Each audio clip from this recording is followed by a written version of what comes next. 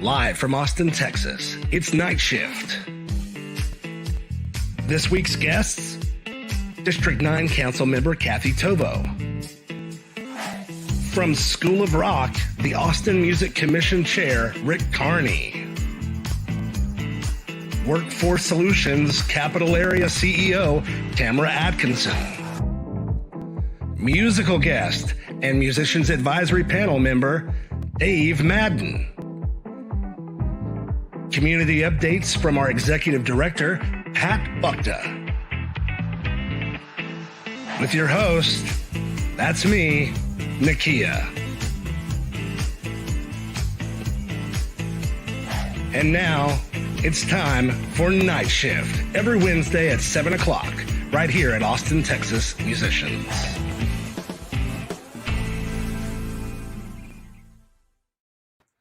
Hey everybody, it's Nakia.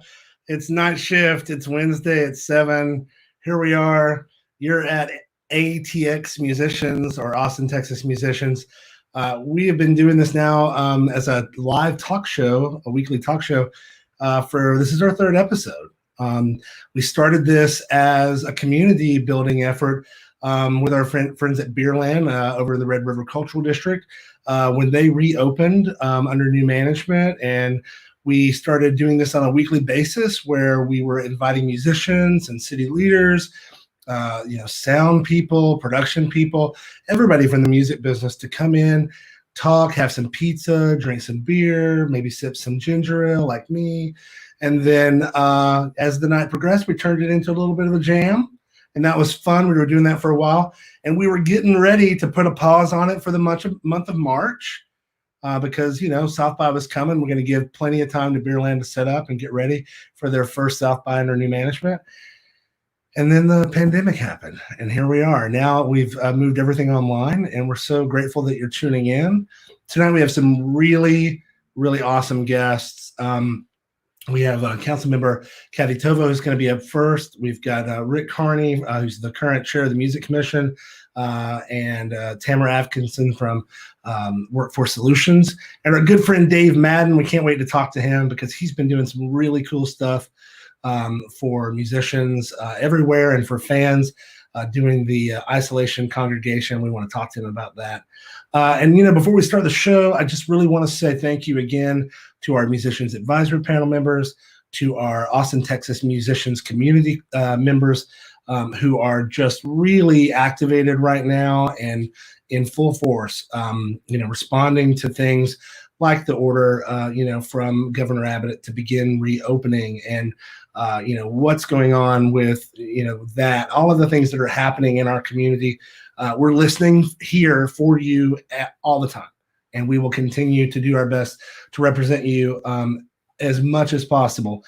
So without further ado, let's get our first guest in here. She is the District 9 Council Member, Kathie Tovo. Hi, Council Member Tovo. How are you doing? Hi, Nakia. Good. Thanks so much for the invitation to be here with you. Oh, absolutely. We're really glad to have you on. And, we're just going to get right into it. Obviously, the city is experiencing more than an unprecedented shift in how you do business. And so I wanted to ask you, how has this affected the way you work? And what are you doing to keep yourself and your family healthy and happy right now? Well, those are great questions. And of course, they're questions everyone across the city, every family is asking themselves at this time. As a city council, of course, our work the way in which we interact with one another has changed. We're having virtual meetings, virtual work sessions, which is quite different. We still have public comment, but that's happening over the phone rather than in person. So it's really a very changed environment in terms of how we conduct our city business. My family and I have been at home now for, 7 weeks, and it's been super interesting. Let's say that. My children are teens, and so they have pretty busy lives usually, and of course I have a pretty intense job. We're not used to all of those things happening in one space, so it's been a very interesting balance, and I know so many families across our country are finding that work-life balance. I mean, in our house, we find one of the really wonderful things that's happened is that we all try to arrange our schedules in such a way that we take lunch together at noon. And that's really nice. We step outside, see the sun some days, most days. And that's really been a nice way to connect midway through the day, because the rest of the day, you know, they're doing their work, hopefully. Yeah, that's theoretically, cool. And I'm here on Zoom. And we've watched you on Zoom. It's been very interesting. You know, my favorite moment was a couple of council meetings ago. One of the staff members, I guess, at City had left their microphone on and went to the bathroom. That was an interesting moment on Zoom history. I heard. And yeah.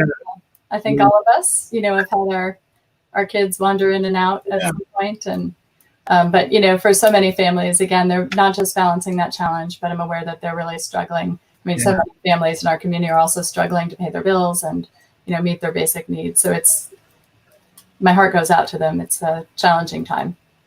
And, you know, to that end, you know, could you talk a little bit about how you feel, you know, what really the importance of live music is to the economy here in Austin, and what you'd like to say to the folks who help run that business and keep things going? Well, I want you to know that your city council recognizes the importance of live music, and we've done that, you know, in a variety of ways as a council together, emphasizing the importance of live music, the importance of investing in live music and in musicians and venues. Live music is critical to Austin's economy. We have, you know, has a big economic impact in the hundreds of millions of dollars, and between our large festivals and our wonderful venues, it's just obviously part of Austin's brand, and one of the reasons why people love to live here, but also love to visit here. And so it's very important to me personally to make sure that during this period of time, we're really listening to our musicians and doing what we can to help them out. I was really struck by HAM's poll of its membership that said, you know, more than 80% of its members are struggling to meet their basic needs this month. Yeah. You know, that is staggering. It is staggering. And, you know, especially when you consider the level of support that HAM and folks like Sims provide to our music community, to our musicians.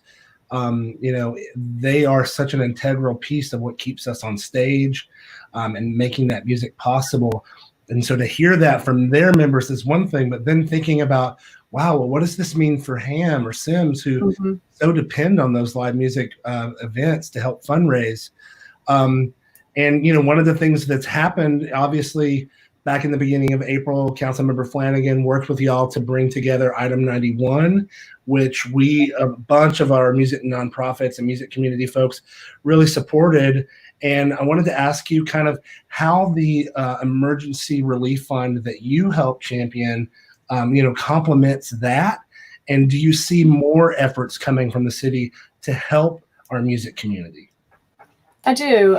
You know, the Austin Music Disaster Relief Fund was actually an idea suggested by the Music Commission, and I really applaud them for being out there immediately, responding to what was going on, responding to what they were hearing from musicians and others in the music industry about the needs, the immediate financial needs. And so that was, you know, I saw that recommendation, thought it was important to get it moving forward as quickly as possible, and was really just pleased to have my co-sponsors agree and bringing that forward to the council. Council members Kitchen, Council Member Alter, Council Member Poole, and Mayor Pro Tem Garza and I sponsored that on the council agenda, and it was supported by most of the council. And then when our manager came back with the final action to approve the funding, it was unanimously supported. I've had an opportunity to meet with our staff and talk about what their plans are, and I'm really excited to see that they took very seriously, you know, they're committed to this too. Our staff at the city are committed to live music and to the other creative industries, and making sure that we continue to be a city where musicians and creative artists can thrive. And so they are working at getting that fund up and running as quickly as possible. I hope that it will be up and running in the next couple of weeks and will be available as that to really meet that need for immediate financial assistance for individuals in our community. So things are really progressing quickly on that front, and I hope that that will be available here soon. So kudos to the Music Commission for the suggestion. I was really glad to champion that very important, what I think will be a very important initiative. Absolutely. What do you think comes next in terms of finding relief for music venues, for music businesses who suffered devastating losses because of this? Do you see other items that other ways that City Council can help offer relief to those businesses? So we've had a couple other efforts either in discussion or come forward. Last week, Councilmember Kitchen sponsored one that deals with the CSAP funding, the creative art space funding, opening that up and making sure that that can be available to individuals who are facing challenges in paying rent as well as venues. And so that will also, the staff will be looking at implementing those changes to really make sure that we're getting that assistance available. I will mention too that the Music Commission has been talking about the Live Music Fund and how to invest that for long-term support for the music community. And so as we talk about not just immediate financial assistance, but moving toward recovery, I expect that those conversations will be very valuable too. But we need to be creative. One of the measures in the resolution I brought forward talked about asking our staff to look at creating a live music digital portal. And so we've had some good conversations over the last few weeks with individuals in the music industry, with Visit Austin, with our music office staff at the city to see what the possibilities are there and whether there is an interest and whether that could be a way of channeling, of helping provide new sources of revenue for musicians, especially during this period of time where we're waiting for those venues to reopen and to really get to the point where they were prior to the pandemic. Yeah, and I think that's actually has some real interest there. It's really interesting to me, because previously in the world that we were living in, we had things like Austin Music Network and METV that never really worked out long term. But everything has changed, and so we don't know without exploring it and looking at it. And I think that, if we can find some really what I would, describe as inexpensive ways to really make that work so that we can get the most of that money to the musicians and the music industry people who need it. I think that could be very interesting. I also, we have a group member who is actively working on some very exciting types of streaming things that I'd love to connect you and your staff with him offline so we could get some of those ideas to you.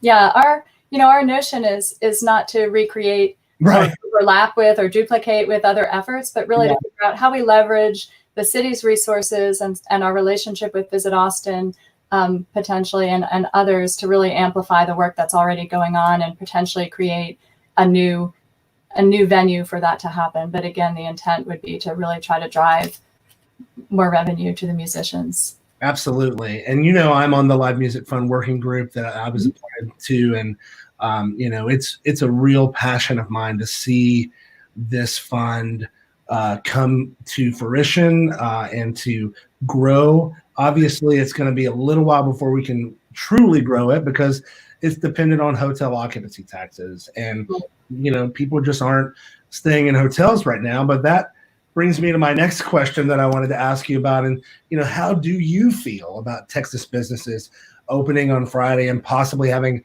bars and venues back on the 18th? What would you like our community, especially our musician community, to know in preparation of that governor's order? Because, we're hearing from musicians that they're saying now is not the time for us to try to rush into this. They're all very nervous. I would say the majority of musicians are very nervous about that. And we also don't want to put this strain on music venues who really can't operate at lower capacity. So do you have some advice or thoughts on that? Well, it is. I mean, you've identified some of the real challenges there. We had a very good conversation yesterday at City Council on Tuesday. Let's see, I guess that was yesterday. Sorry, the days are but along with some medical experts looking at the modeling and I think there's a lot of evidence to suggest that this is not the right time to really reopen at the level the governor's order will affect.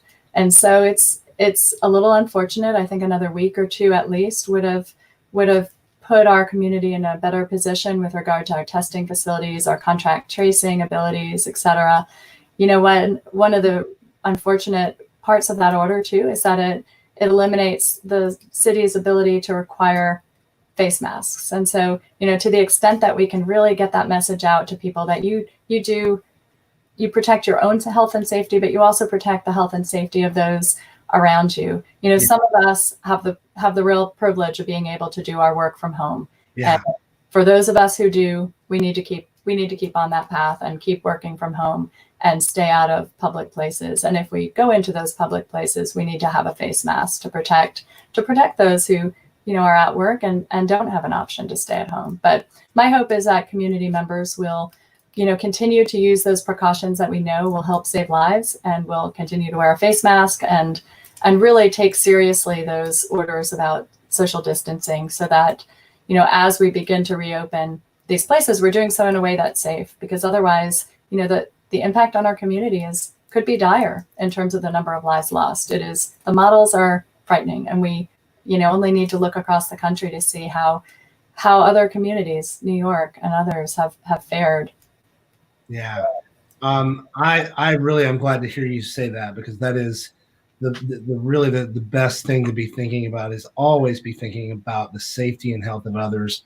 You know, we as musicians, we share gear many times. Some folks don't show up, you know, with their own microphones. We're sharing microphones. We're touching things. We're in tour buses together. We're in hotel rooms together. And then as fans, you know, they want to connect with us. They want to come to the merch table. They want to shake hands, take pictures. None of that's really possible right now until we have really adequate testing, you know, so that we can really begin to understand, you know, who, what, where. It's so complicated, and it's unheard of. We've never experienced anything like this before. And so I know that many musicians we're hearing from in our group, that is one of their main concerns. And so I'm glad to hear you say that. And we're really grateful for you to be on tonight. And, you know, we are excited about what comes next for the Austin Artist Relief Fund, and, you know, what comes next for the Live Music Fund, of course. And we will continue to work with your office and advise y'all as much as you will allow us, and, you know, give you the word on the street from the musicians and what we're thinking about. And depending on our music commission, you know, who are doing, you know, the best work that they've done in a long time, they're, you know, I would say that they've suddenly become real scrappy. You know, they're really going at it, and I think that's an interesting thing that I was speaking with a member of your staff earlier, and she and I were talking about just how exciting it is actually to see so many parts of existing city politics kind of fading away, and a lot of the way that we thought things couldn't be done, but suddenly they can be done this way, is very exciting, and you know, we have to be careful with some of it. But I think it's a good time for us all to be working together and collaborating together. And you are certainly doing that by being here with us tonight and talking to our musicians community. So thank you again, Kathie. I really appreciate it. And if I could, I just want to give a shout out to that staff member, Shannon Halley, she worked on this, and actually it was her idea to move forward with a digital portal. And so I think it's a really nifty idea. And I would just invite people to, you know, be in touch. If you've got ideas or concerns, you know, be in touch. Most of our great ideas at City Council come from community members or our commissions or others. And so I really encourage people to send on their creative ideas. So, yeah, absolutely. And we always tell people, you know, we want musicians to show up at the commission meetings, the music commission meetings, and, you know, sharing their thoughts and ideas there. And they want those same people to be engaged with their city council members. You know, as you saw at the beginning of the show tonight, we have Dave Madden on. He is from, I believe, District. I can't remember his district off the top of my head. But we're going to try to get Patrice tonight because she's in your district and you're a commissioner. But, you know, we're always telling musicians, get on the map, figure out who your council member is, who your commissioners are. Go talk to them, engage with them, let them know what's going on. Pat, could you throw up the council members' information one more time so folks can see that on how to get in touch with her office.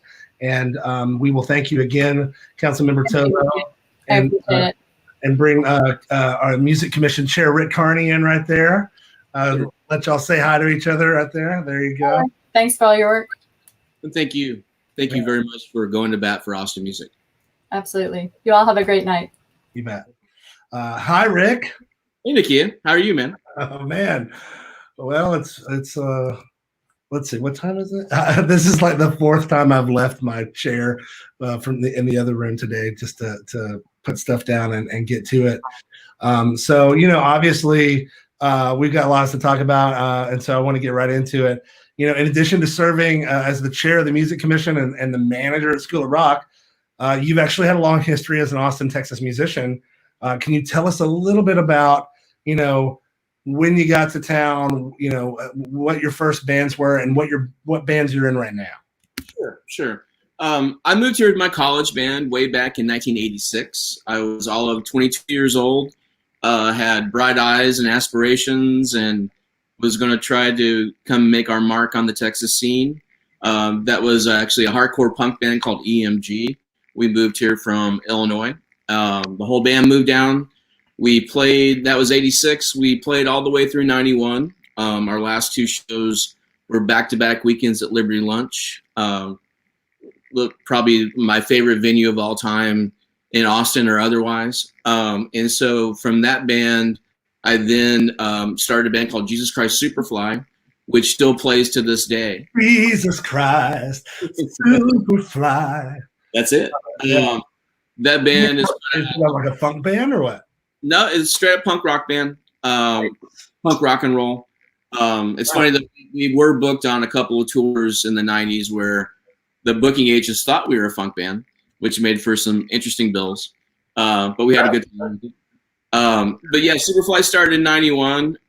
We put some records out with Frank Kozik's label, and then later with Lindsey Kuhn's label. And then our last official releases were with Chicken Ranch Records here in town. So we've been on local labels. We toured extensively in the 90s, like probably more than we should have even. And then I also had a band in the late 90s, early 2000s, and called Gravy Boat, which coming from a punk rock background, it's interesting that band is really a country band. With the same members, just a different name and different material. We took our basic punk rock trio and added my friend Jerry Renshaw, who has just coincidentally moved back to town. Oh, hi Jerry, welcome back. Yep. Yeah. Jerry's a great guitar picker, and when all this goes back to whatever normal is going to be, we'll be playing some Gravy Boat gigs again. Oh, good. Still out there, still recording. We just recorded a track for a compilation tribute record from a Houston band called Really Red. And so that'll be coming out hopefully next month or in June at least. And so we're still active and still out there doing it. Nice. Well, I'll definitely be keeping an eye out for an ear out for that new cover song. A lot of our members are actually also music teachers, and you help run one of the largest music schools in the United States. How has School of Rock adapted during this pandemic? It's been very challenging, but we're also been very successful in the sense that we, just to give you some background, School of Rock started in Philadelphia in 1998.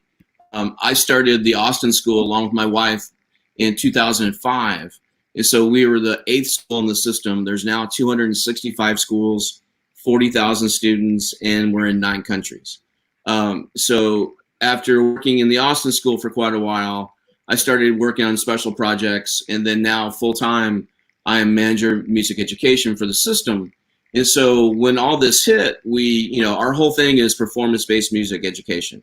We have kids play together, have them play on stage, play real gigs at real clubs, and all of a sudden we couldn't even get the kids together to rehearse, let alone come in for a lesson. So we were able to pivot digitally and offer our lessons online, and we, like everybody else, we're using Zoom, but we were able to make that transition really quickly within a week for 40,000 students. And so what that does is it provides continuity to kids who their world's upside down. You know, their regular school was stopped and now it's online. They can't see their friends. They can't do their activities. And so we thought it was really important to give those kids an outlet. And at the same time, we thought it was also really, really important to keep our Austin musicians employed.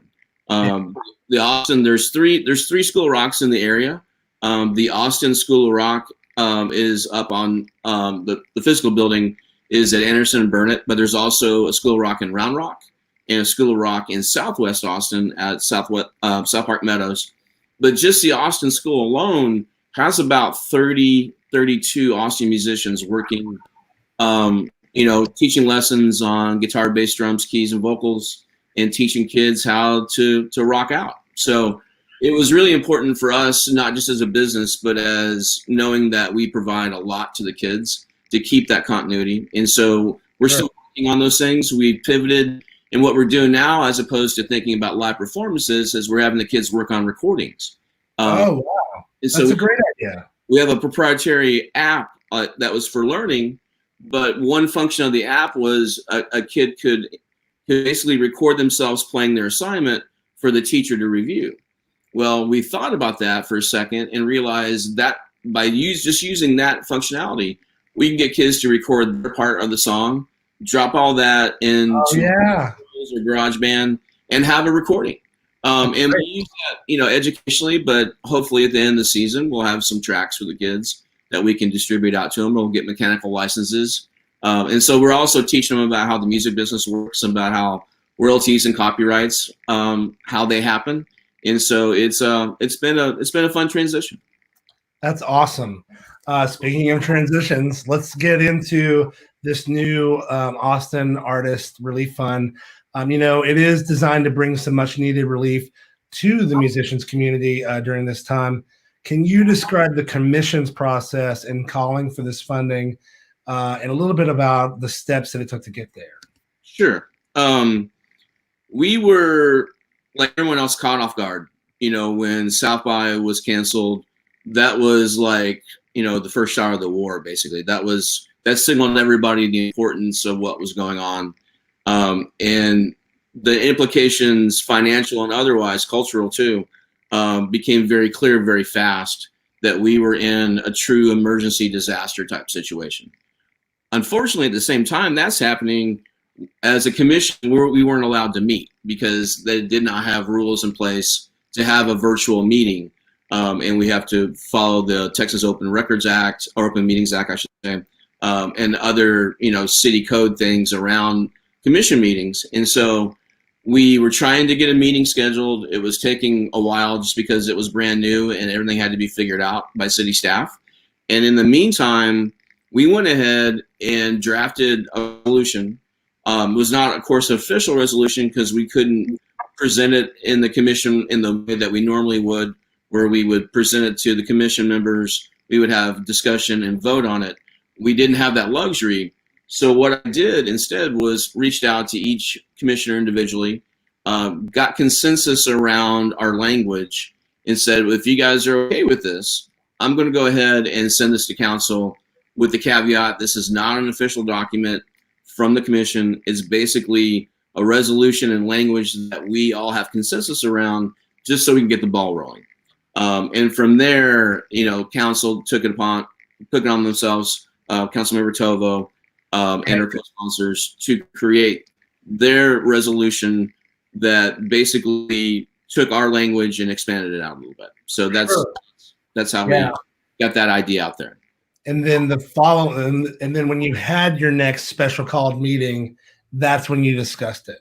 And that was, the Wednesday, I guess, before the council meeting that would happen the next day when it was originally brought up. And it's a very, again, as we were talking about earlier, that everything is different right now, and so there are things that are happening. Sometimes it's oops, I broke the rules, or sometimes, wait, this wasn't a rule to begin with, we just thought it was. I think that you obviously had your heart in the right place and you went for it, and it paid off because, like you said, the council member Tovo in her office immediately saw that as a great opportunity to help musicians. And we had some backward and forward where some of us agreed on one part of it and some of us didn't agree on the other part of it. But ultimately, we found a solution because that's how this whole thing works. And we just cannot stress enough that we believe that the support and the care of musicians and our music community and our music venues, it can't be political. It is the soul of Austin. It's the music is the reason so many people visit us as tourists.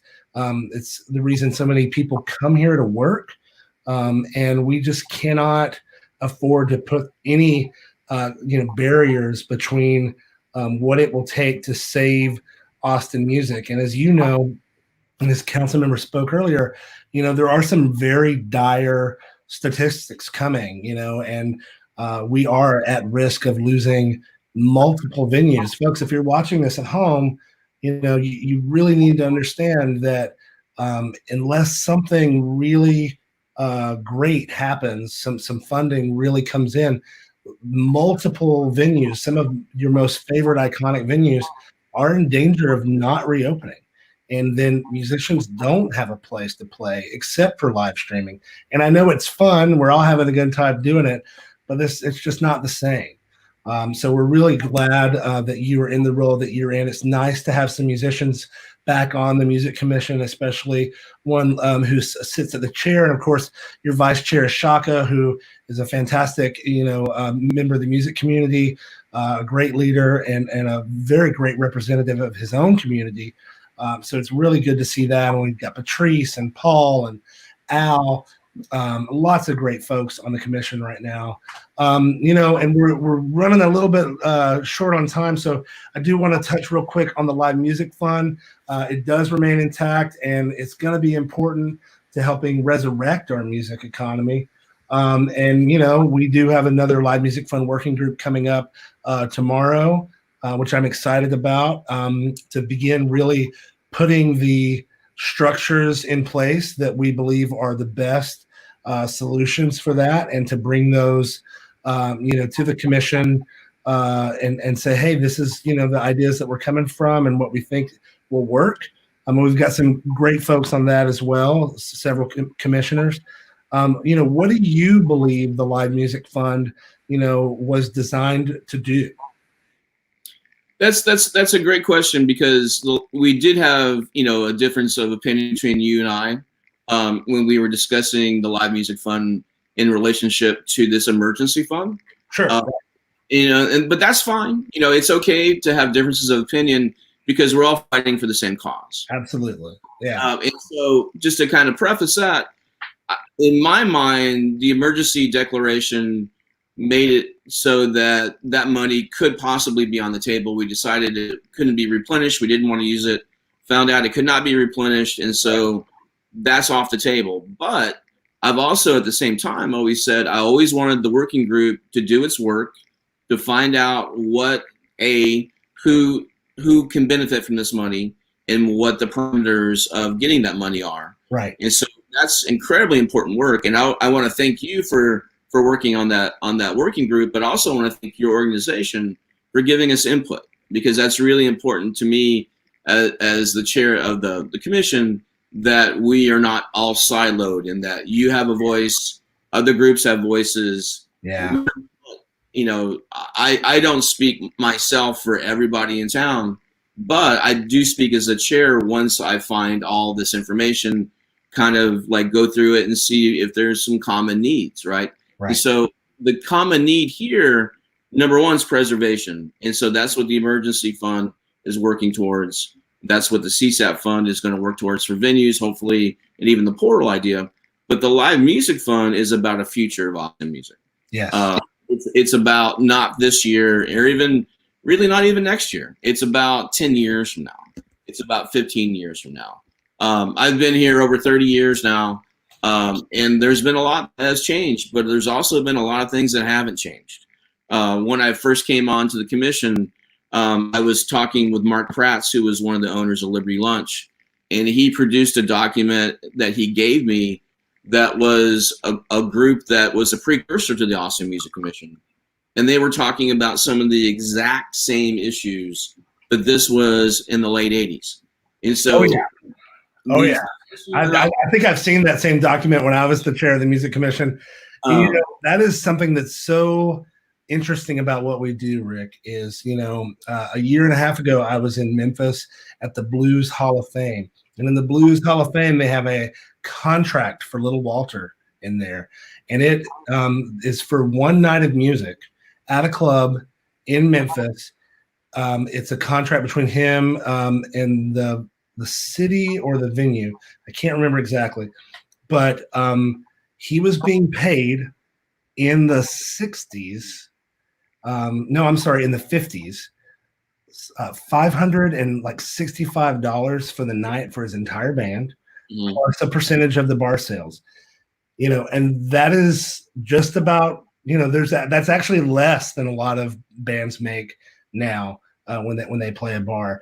So the joke when I moved here, of course, was, you could be a musician, 20 years ago, and nothing cost any money, and everybody lived in the same houses together, and it was this, that, or the other.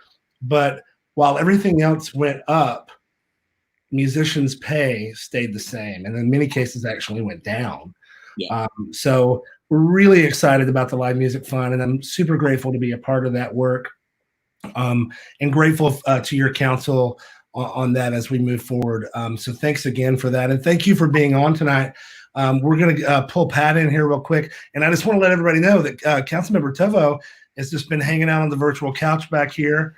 So there she is. We love that. Last week we had on Texas Workforce Commissioner Aaron Demerson and some of the folks from his office, and they stayed the entire time, and they watched our Musicians Advisory Panel member, Zach Person, perform. And the whole time they were in the background, like rocking out. It was a really good time. So please continue to stick with us. We're going to bring in the CEO of Workforce Solutions Capital Area, Tamara Atkinson, to talk about all things related to employment, which is what they do. And we will let y'all hang out in the virtual couch, scoot down the virtual couch a little bit, if you will. Let's get Tamara in here. I think maybe, there we go. Hi. Good evening. Hi. Hi, how are you? I'm good. How are you? I'm great. I like to be on this virtual couch with you. Yeah. It's the only way I can sit next to anybody right now, except for my husband and our dog. So we're really glad to have you here. And as you can see, we have Councilmember Kathie Tovo and Austin Music Commission Chair Rick Carney here, and they are our previous guests for the evening. And we're going to just make it just you and I now for a minute. Okay. So let's, again. Move out a little bit on the couch now, right? That's right. So we want to just get right into it with you two. What role does Workforce Solutions serve to the music community during this pandemic, and obviously to the entire capital area community, but specifically, if you could, a little bit more to the music community? Sure. So first of all, thank you so much for having me on tonight. I'm really honored to be on with you and Councilmember Tovo. Thank you. It's so nice to virtually see you. I want to start by saying that I recognize as a citizen of Austin and as a leader here, local leader, that the music community has really made Austin. And so Workforce Solutions is committed to doing our part to help the music community, the creative community. It's frankly in everyone's best interest to preserve what makes us special. You all know this. I know I'm preaching to the choir here, but what you all do helps attract people to our community and keeps Austin a great place to live. So at Workforce Solutions, our mission is to connect and preserve local people and local jobs. And so we've been serving as first responders for employment in this pandemic. So starting on March 6th, when the mayor and city council had to cancel South by Southwest, Workforce Solutions really launched into gear and spent the evening and the weekend, along with many of you, restaurant owners, bar owners, really looking at how we could help and give back in the community. So there's a couple of key top-level ways that we are working to support our community in this current crisis. One thing you should know is that Workforce Solutions never charges for our services. So everything I'm going to talk about tonight is no cost, and I'm going to make sure that you all have resources about how you can connect to us. So again, we want to keep local people and local jobs. And what that means is in this changing environment, we know that one of the key things that people need is information. So impacted workers, if you're a musician that temporarily can't work, you're a business owner that can't work, you need resources, you need information. We can be that hub to connect people to information. We can be a hub to connect people to support services. That can include childcare for some workers. That can include access to a new job. I can talk about some of that later on, sitting on the sofa with you. But most of all, we are here to virtually hold your hand and give you information when you need it. We're a person when you want a person to talk to help you answer some questions. We may not have all the answers, but we'll definitely try to get those for you. Great. So my next question then would be, how can musicians reconnect to employment while they await the return to gigging again? Sure. Well, I'm looking forward to the musicians being able to gig again and being able to go out and hear them. Until then, we do have some good news. I think it's good news, and that is that on our website at wfscapitalarea.com, we have hundreds of job listings on our Jobs Now page. So what that means is that we've got employers in healthcare, in IT, in the service industry that are currently looking for workers right now. Hundreds of jobs, some of them entry level, some of them temporary, but some of them also mid-level and upper level and part-time and full-time. So we've got the full range of jobs available on the Jobs Now page of our website that people can go to. You guys can go to right now. You can go to tonight and look at those. In addition, if you want to talk to a person, if you say, well, I really want to ask some questions about how to apply or how to fit my experience into that job posting, we've got a phone number I'd love to give you. Call Sure. that number. It's after hours right now, but if you call that number, our commitment is someone will call you back, and it's 512-549-4967. So I'll repeat it, 512-549-4967. And if you choose option 1 when you get to the options, that'll take you right to information about Jobs Now and how to even get information about unemployment insurance benefits. That's fantastic. Thank you for sharing that. How does Workforce Solutions help current business owners who are experiencing these challenges during the pandemic? Yeah, great question. So the first thing to know is our number one motivation with business owners and managers is to help you retain the talent that you've hired and recruited. We know in hearing from many of you, from hearing from restaurant owners and other business owners, you think of your employees as your family. And so we want to help you keep your family together for as long as possible. So our first priority is to offer up services. And there's a number of tools we have in our toolkit. There's an option called a shared work plan, where an employer and a business owner can keep an employee on the payroll but reduce their hours, and we can have public assistance come in and pay for a portion of their time if they need to have their work hours reduced, and that helps reduce overhead payroll. So that's one way. We also have opportunities for business owners right now for you to upskill your workforce. So if you can keep the employee on the payroll, but you see an opportunity to help them upskill. Maybe they need some more technology skills. Maybe there's some other skills in a remote environment that they can acquire. We can pay for that. So contact us. We can give you more information. In the event that you do need to move to the next stage and you need to move to furlough or layoff, we've also got assistance there. And that same phone number I previously gave you, you can call that number and we can help you get information about how to do that in a way that's the least painful possible. Awesome. And what do you think musicians need to do to apply for pandemic unemployment assistance, and what should we expect in that process? How does that look? Yeah, great question. So Workforce Solutions does not administer the unemployment insurance system and program. That's the Texas Workforce Commission. And we know there's been a lot of frustration getting through on that line. And I know you had Commissioner Demerson last week speaking to you. That being said, the very best thing you can do is to apply for unemployment insurance. And I can send you all the link to that information. You can also go to Workforce Solutions, WFSCapitalArea.com. Go to our website. I see it on the screen there. Go to there on the homepage. You'll see a link to be able to apply. Here's what's going to happen. Let me tell you this real quickly. Okay. When you apply for regular unemployment as a gig worker, as a musician, you are initially going to be denied. Right. TWC will issue you a denial notice. You may have heard this last week, but it's important to know this, and don't be scared, because you will be automatically enrolled in the pandemic unemployment assistance program. Right. It will take some time for that to go through and for you all to get it to be deemed eligible and get that first check, but know that that's coming. That's the best thing that you can do. Great.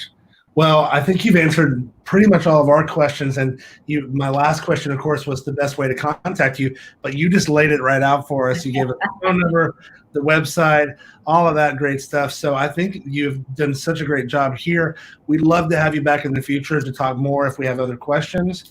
But, it's always refreshing to me to see, yes, you have a job to do, and you definitely have to serve the entire community. But we love it when we find out that the folks behind the scenes are just as big music fans as we are. Many of the times, they're actually musicians themselves, or have, friends or family that are musicians. And so that's really great. We're really glad that you're here and that you provided this for us. Thank you so much for coming on. Thank you. Last thing I want to say, your previous speaker was talking about Liberty Lunch. Love Liberty Lunch. And so I'm going to show my age here. Love Liberty Lunch. So, what was the last show you saw at Liberty Lunch? I think it was They Might Be Giants. Am I showing my age? Mine was the Satellites. Yeah. I love that club. Oh my you God. can't go wrong with They Might Be Giants. There And you go. that ties right back into Rick, because They Might Be Giants have really gotten into doing kids music over the last several years, and so they do a lot of that sort of shows separately outside of their normal shows. I think I caught a couple of their shows, or at least a little bit of one of their shows at Stubbs one time. But what a great band, and thank you so much for being on. Thank you. Really appreciate it. And Pat, you just popped in for a second, but you might as well stick around. I'm back. There you are. Everybody, this is our executive. Tamara, thank you so much. That was so helpful, and I know our community really appreciates that information. So we really appreciate you being here, and want to invite you back real soon. Yeah, thank you so much, and good luck to you guys. We're really rooting for you. Thank you so much. Thank you so much. Pat, welcome back into the stream here. Thank you, my friend. Give us the community update this week. Lay it on us. Absolutely. Nakia, we're continuing to focus on helping our music community in every way we can.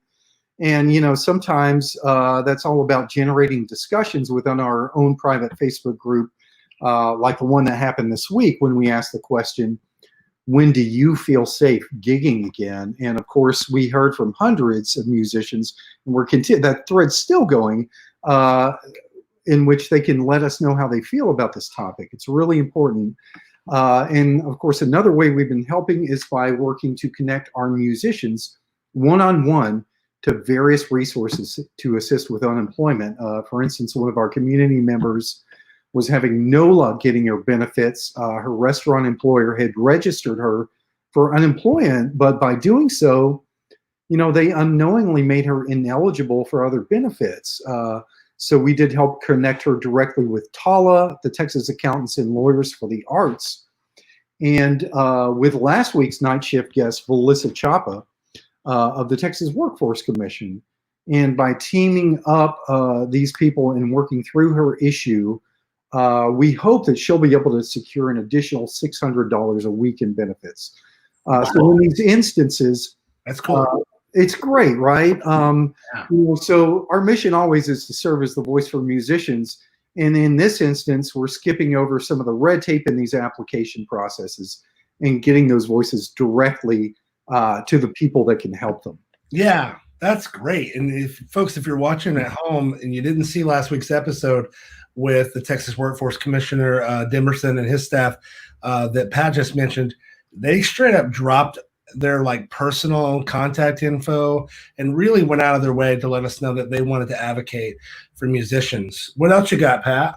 Well, so last Thursday, you and I launched Verse and Chorus, and this is a new show just for our group members and within our private Facebook community.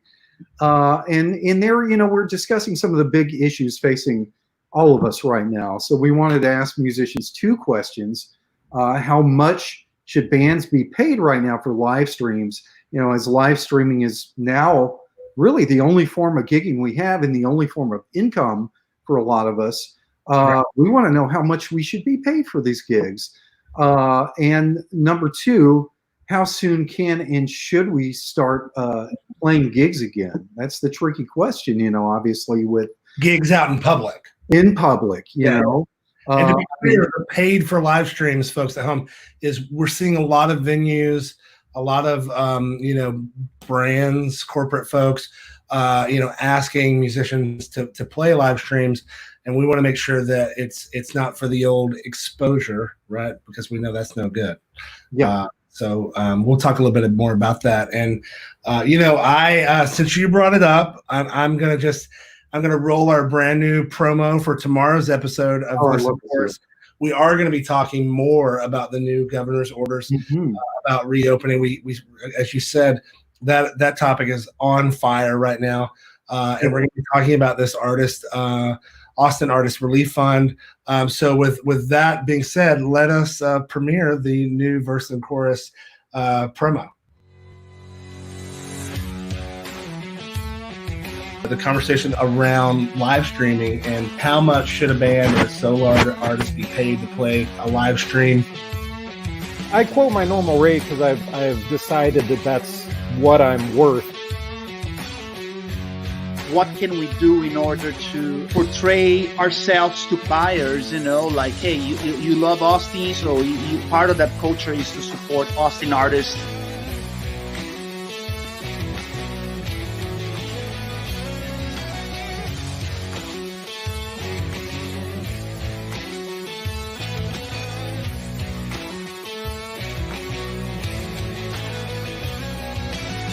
You're not wearing a wig, right? This is your actual. Well, no, I just got out of the shower, actually.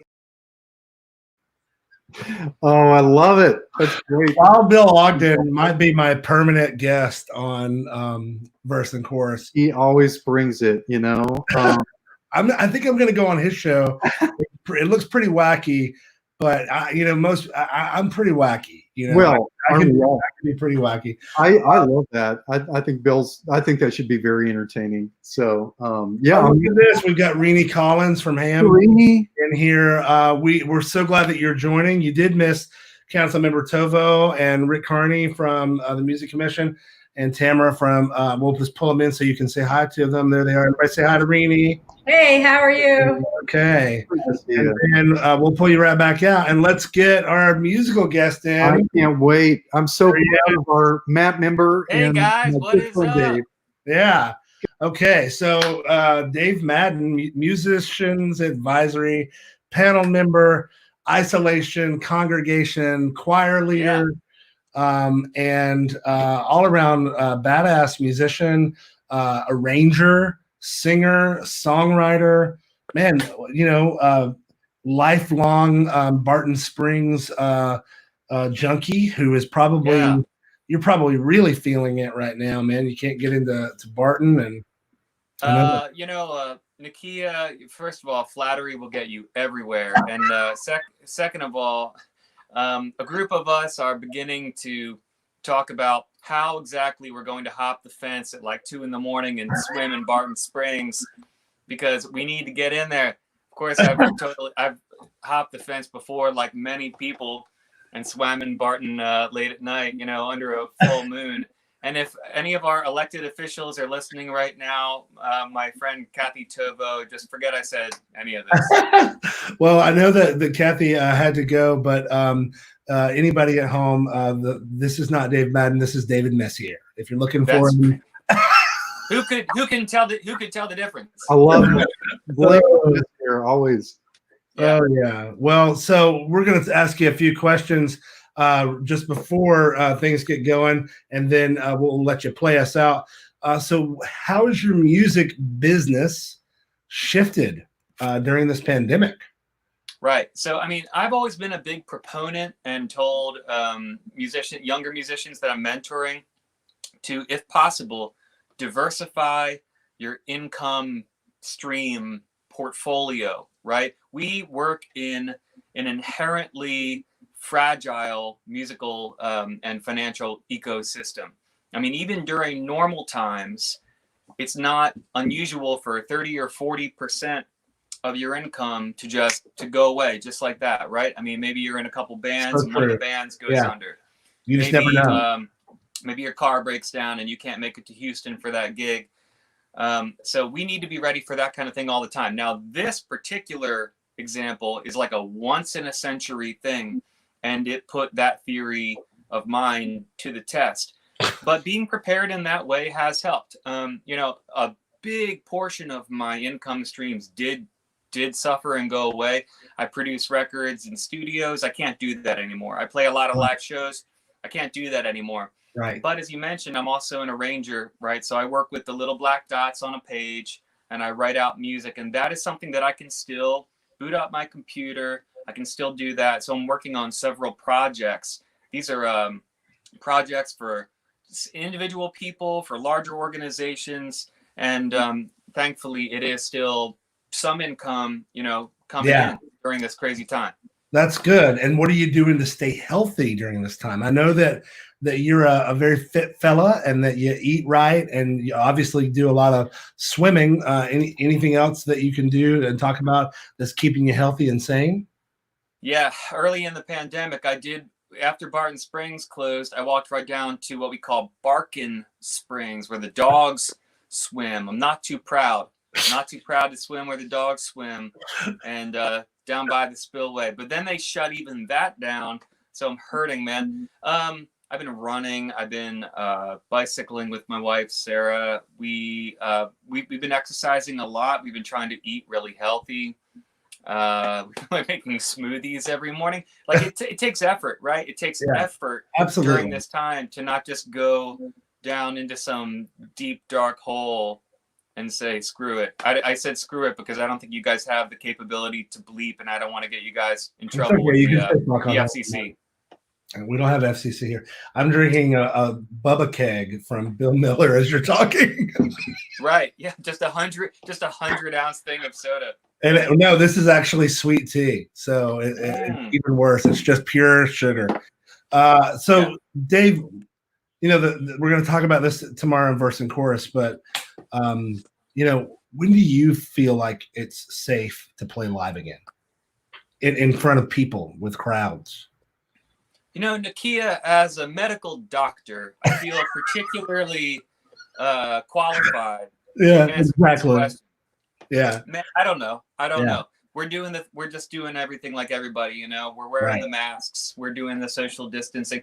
On the isolation, I know you're going to get to the isolation congregation, but one of our guests on there I've been having a bunch of different guests on there, and one of them has been a medical doctor that's been working in Austin for 25 years. Her name is Dr. Anna Vu Wallace, and she gave us this great news that Austin has achieved like a grade of A, meaning over 90% of us are doing a lot of good social distancing, and we've definitely been doing that, man. We've just been staying home, so that's my very long-winded way to not answer your question. Well, you're right, though. We can have an opinion on it, but until we do the research and we're doctors ourselves, there's not really any way for us to speak authoritatively on that. My answer is not yet. Right. Me too. Not yet. Yeah. So tell us about this isolation congregation. How did it come to be? Why haven't you called me about it? That's very good. I feel very much on the spot right now. You will be getting a call.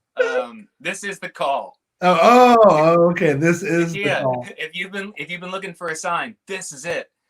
What do you? You're gonna have to record a video for me for not this Sunday, but actually maybe this Sunday if you can get it done in enough time.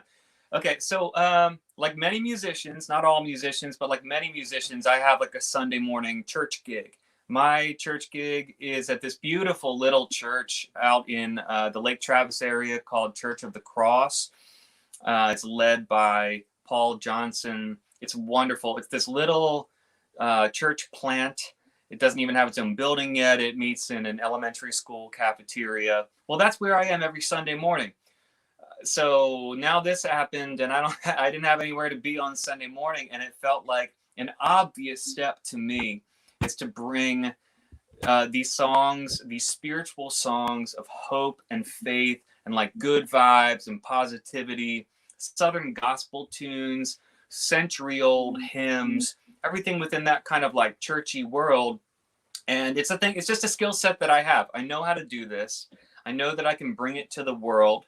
And I know that for some people, that's going to give them a lot of joy in their life. So it's a thing I started because of that. That is really, really cool. I just want to show everybody. This is from your The isolation. Yeah.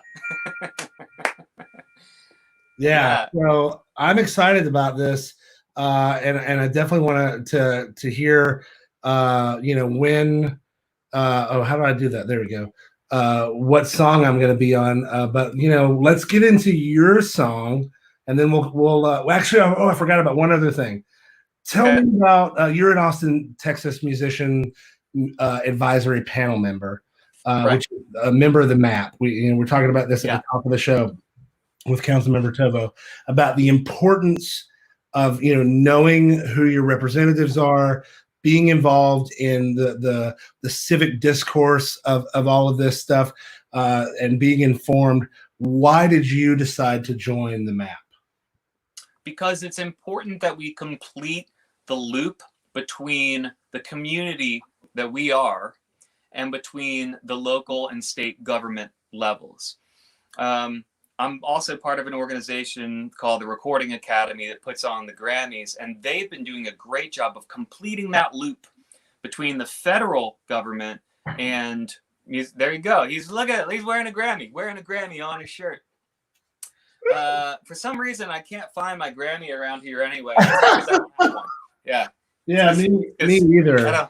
I'm still trying to crack that nut, but man, that's why. It's because it's so important to complete this loop of communication between who we are, our priorities, what we care about, what our lives are like, and educating our elected representatives about that. And that might seem kind of boilerplate or boring, but it's not. And when you get into a room, as you have many times, when you get into a room with it's just 9 people, a small group with your elected representatives, and they haven't heard our cares and our concerns. When you educate them about that, man, they really care, especially if you are the people keeping them in office, paying your taxes, doing your job so that they can do their job. That's why I think it's really important. And most people listening to this won't know that connection between the local and the state government and the community of Austin musicians has never really existed. Yeah. We, that's really the void that we were trying to fill when we created Austin, Texas Musicians. Just a little bit over a year ago, you were one of the original people that I called on the phone and said, will you meet me at David Messier's studio to talk about some of these things and what we can do to make a difference? And, because I had experience with you working with the Recording Academy, because I've worked with you as a musician and I see the way that you carry yourself in conversations, I knew that you were somebody that would be passionate about this and would really understand its importance. And really grateful to you for your friendship and for your counsel and all of that, and for being a leader in our community. And thanks again for being on the show. Thanks for finally inviting me onto your show. And I want to let you take us out tonight and just play us out with just one more time. I want to say thank you to Rick Carney for popping on. Appreciate you. Tamara Atkinson from Workforce Solutions and Council Member Kathie Tovo. And of course, our Executive Director and Producer at home tonight, Pat Buckta. Thanks so much, guys. Also known as the villain from Who Framed Roger Rabbit when his ring light. There you go. There you go. I love it. Okay, everybody, Dave Madden. Y'all, I picked this song because it's a song about going out, going downtown, being around a bunch of people, around tens of thousands of people, and getting into trouble. It's called Probably Why. I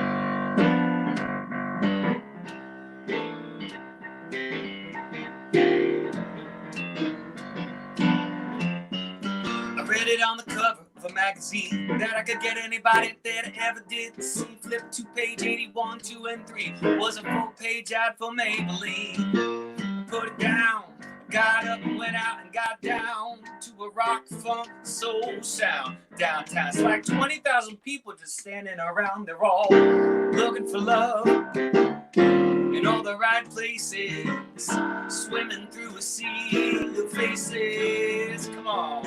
I did not try to like you, I did not mean to care, I did not try to notice I look different ways. Wear your hair, I did not aim to please you, did not mean to stare. Seems so good, I didn't even try. It's probably why. Well, the god of the day is celebrity, through whom we can live vicariously, so safely, sheltered in our homes, too frightened to risk anything of our own. So let's drown our fears with alcohol. It's never been quite the same since the fall.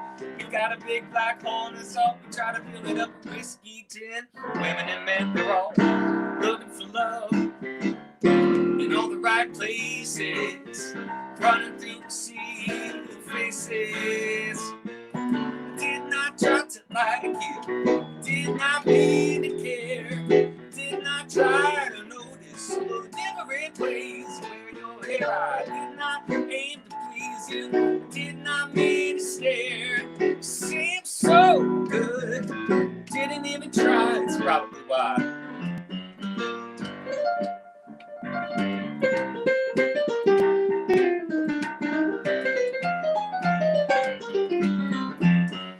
I could freak out and I could lose my cool. Put you next to 9/11 in heaven up on a pedestal. I could freak out and make it into a fight. Send you sneaky ninja messages late through the night. But I won't, no. I got a beer and a piano, even though I'm alone. Any day of the week, I take a funky little ditty over 20,000 people just down in the city, all looking for love in all the right places, running these human races. I did not try to like you, did not need to care, did not try to notice all of the different ways you wear your hair. I did not aim to please you, did not mean to stare. Seemed so good, and I didn't even try. Did not try to like you, did not mean to care, did not try to notice all the different ways you wear your hair. I did not aim to please you, did not mean to stare. Seems so good, I didn't even try. It's probably why. Probably why. Probably why.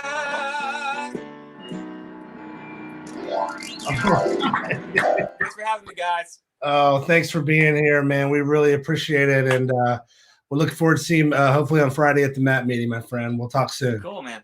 All right. See you there. All right. Bye-bye. Everybody, thanks again for tuning in. We really appreciate it. Don't forget to tune in tomorrow to Verse and Chorus. It happens at 12:30 every Thursday. Who knows what in the hell we're all going to say and talk about. It's up to you. You got to get in there. If you're looking to get in touch with me or Pat, You can reach us at Nakia at AustinTexasMusicians.org or Pat at AustinTexasMusicians.org. And just want to reiterate to everybody watching at home, please be safe. Please take care of yourself. Think about other people. If you're going outside, please wear a mask. I know that the governor says we don't have to, but it's the right thing to do. I'm married to a diabetic. I'm part asthmatic. I'm an asthmatic. My husband's asthmatic. We just can't take any risks. You never know who you're standing next to.